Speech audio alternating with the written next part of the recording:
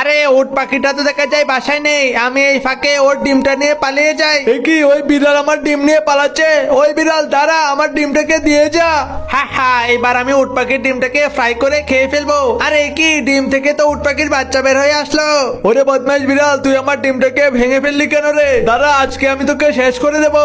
কি উট পাখি তো দেখা যায় আমার দিকে আসছে, আমি ওর বাচ্চাটাকে নিয়ে জলদি এখান থেকে পালাই। ওরে বিড়ালের বাচ্চা, আজকে দেখ আমি তোর কি অবস্থা করি। তোকে মেরে একদম তোর হাড্ডি গুটি ভেঙে দেবো। দাঁড়া বদমাইশ, তোর শরীরে সবগুলো গাছে বেশি করে পানি দে, তাহলে এই গাছে বড় বড় আলু হবে। হ্যাঁ হ্যাঁ মন্টু, তোমার গাছে সব আলু তো আমি খেয়ে ফেলবো।